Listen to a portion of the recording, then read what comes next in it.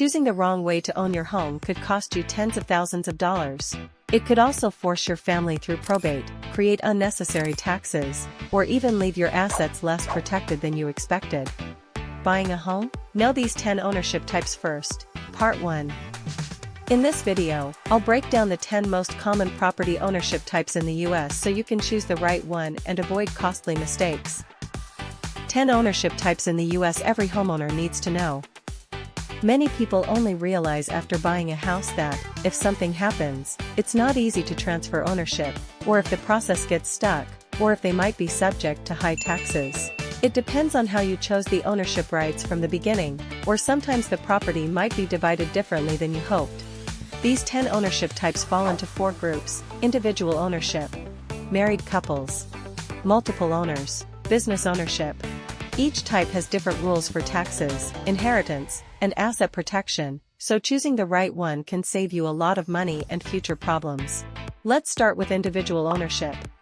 U.S. home ownership, distinguishing between sole ownership and living trust.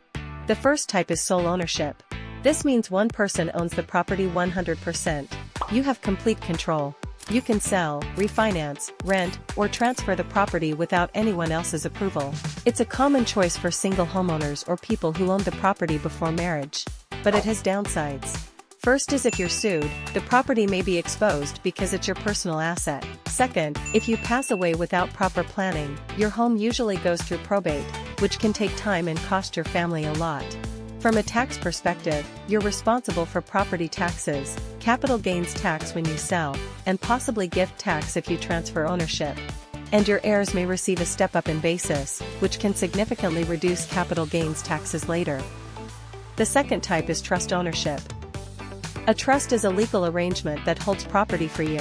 There are 2 main types. One is revocable trust, which you can change or cancel. The other is irrevocable trust, which generally offers stronger asset protection but gives up your direct control. One of the biggest benefits of a trust is avoiding probate.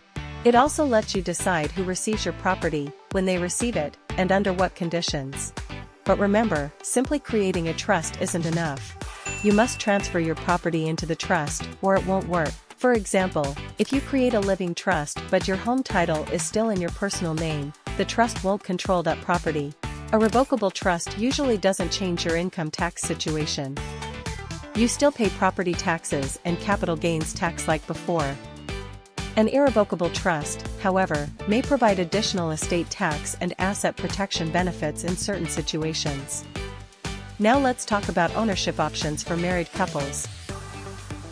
Optimizing taxes when buying a house for married couples.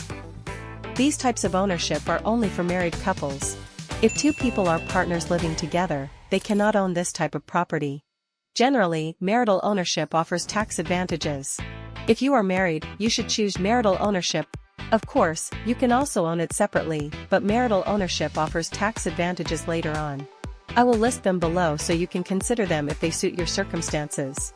The first is community property. This is available only in certain states, such as California. In those states, property acquired during marriage is generally considered jointly owned by both spouses.